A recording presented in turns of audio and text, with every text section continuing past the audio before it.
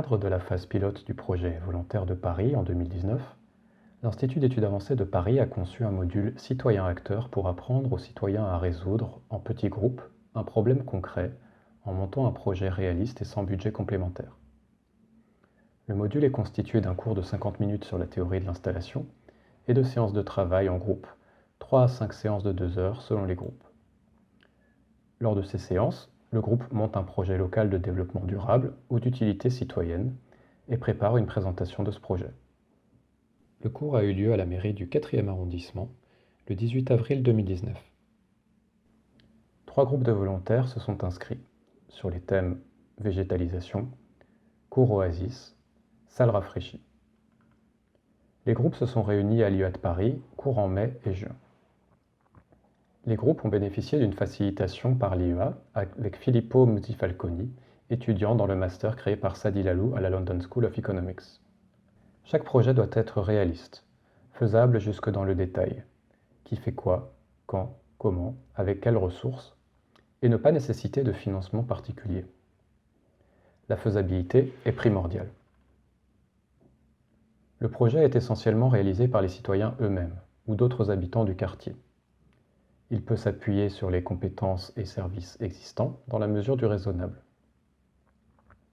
Le film qui suit est la présentation réalisée par le groupe Salle Rafraîchie. Il montre ce que donnerait le projet réalisé. La présentation s'appuie sur une programmation détaillée de qui fait quoi, comment, y compris le recrutement des participants. Il est présenté du point de vue d'une utilisatrice. Il s'appuie en partie sur les services existants, en partie sur des habitants volontaires. À noter qu'avant le projet, le groupe ne se connaissait pas et n'avait aucune connaissance de la salle rafraîchie qui venait d'ouvrir à la mairie. Les dessins ont été réalisés par Filippo pour illustrer le texte écrit par le groupe qui a conçu le film qui suit. Nous pensons qu'il est important qu'un groupe sache non seulement faire un projet réaliste et utile, mais aussi le faire adopter par les parties prenantes. Les personnages présentés sont fictifs.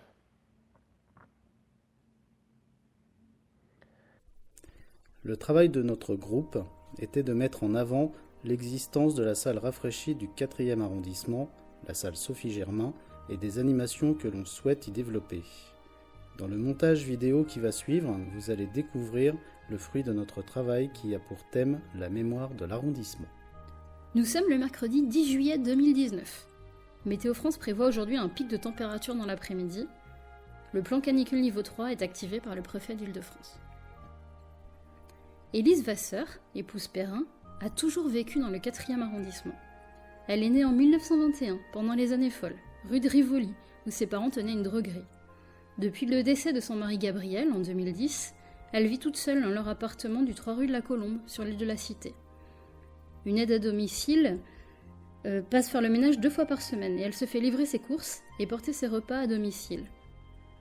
C'est son fils aîné, Victor, qui habite dans les Hauts-de-Seine, qui l'a inscrite au fichier Chalex, en appelant le 3975, après avoir pris connaissance du plan canicule de la ville de Paris. C'est d'ailleurs à cette occasion que l'agent du 3975 m'a informé de l'inauguration de la salle rafraîchie et a invité Victor et sa maman à venir découvrir celle-ci et prendre connaissance des animations proposées.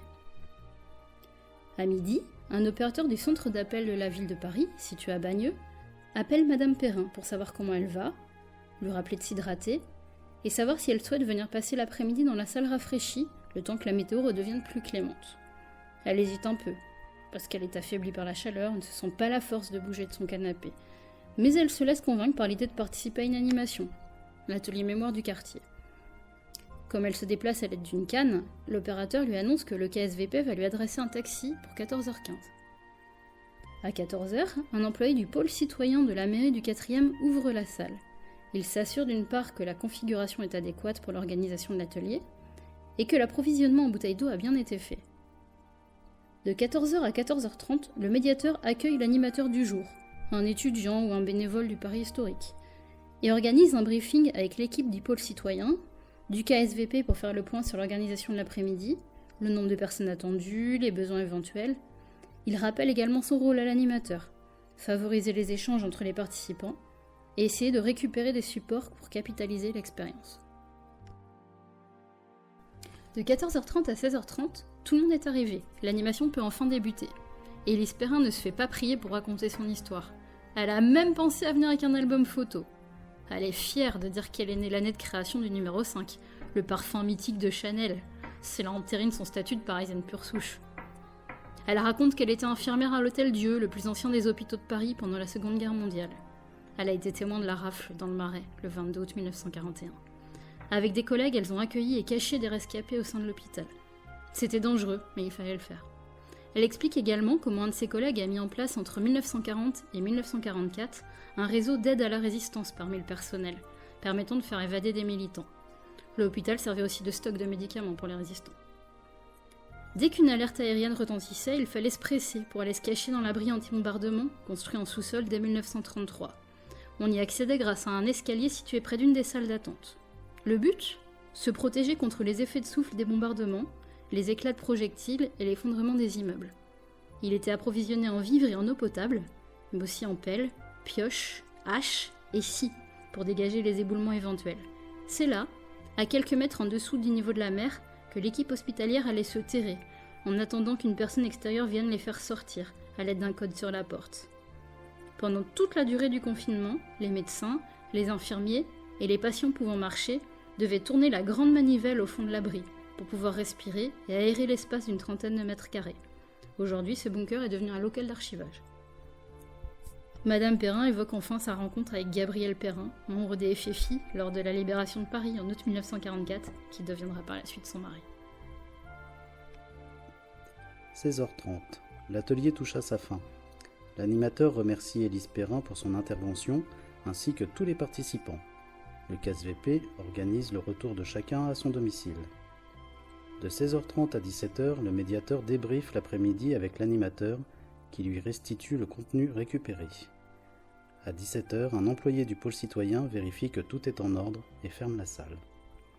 En septembre, l'équipe d'animateurs des ateliers et le bureau de coordination du projet se réunissent afin d'élaborer une exposition photo à partir des témoignages des différentes personnes venues raconter leur vie et les anecdotes de l'arrondissement. Leurs récits paraîtront également sous la forme d'un feuilleton en plusieurs épisodes dans le journal de l'arrondissement Paris-Centre. Madame Perrin est très fière d'avoir reçu l'invitation de Monsieur le maire pour participer à la clôture de l'atelier et d'y participer au bras de son fils.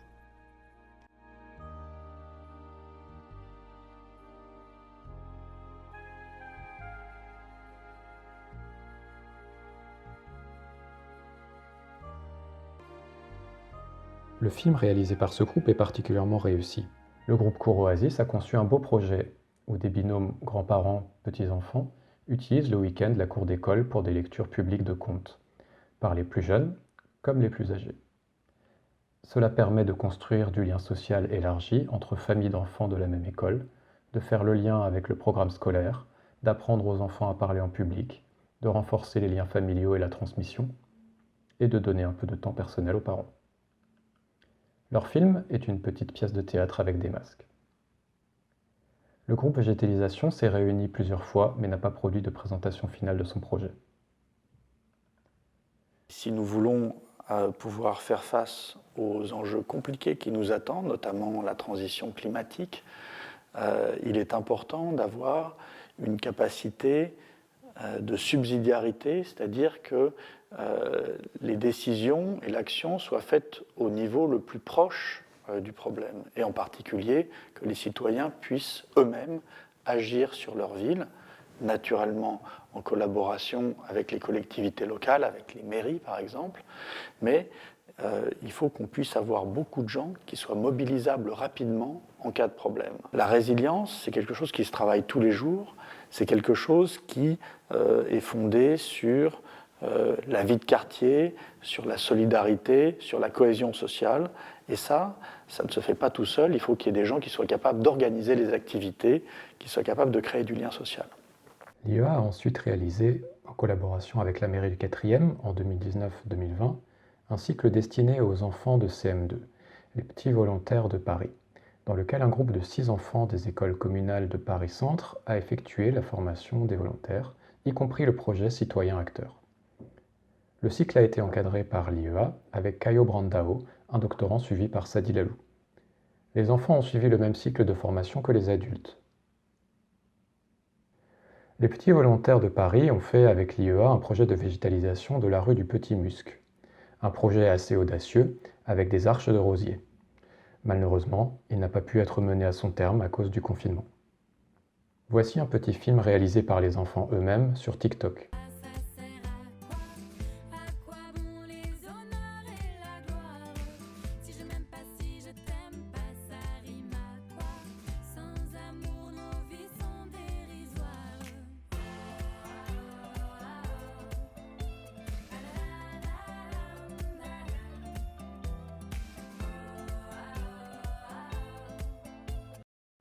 Descends, tu vas me voir. T'as qu'à monter si tu veux me voir. Fallait pas être en retard. Arrête, on va encore s'embrouiller. Je suis pas là pour qu'on se prenne la tête. C'est toujours comme ça avec toi. Tu me saoules, j'en peux plus de toi. Tu es la seule qui m'aille, je te le dis sans faille. Reste cool, mal au cas, sinon je te dirai bye bye. Tu es le seul qui m'aille, je te le dis sans faille. Reste cool, t'es deux, sinon je te dis. First things first, I'ma say all the words inside my head. I'm fired up and tired of the way that things have been. Oh, ooh, the way that things have been. Oh, ooh. Second thing, second, don't you tell me what you think that I can be. I'm the one at the same, I'm the master of my sea. Oh, Nous pensons à l'IEA de Paris que ce pilote démontre qu'un pourcentage important des Parisiens est capable, sans connaissance préalable particulière, de monter un projet local cohérent et utile. Cela à condition de suivre une formation brève à la théorie de l'installation, puis d'avoir au moins une fois fait un projet en groupe, supervisé par quelqu'un qui a de l'expérience. Tout citoyen formé peut à son tour former des groupes. Le monde peut changer si tout le monde s'y met. Le principal obstacle est que les gens ont peur de ne pas savoir faire. L'expérience de la réussite en groupe donne à chacun confiance en sa propre capacité d'agir.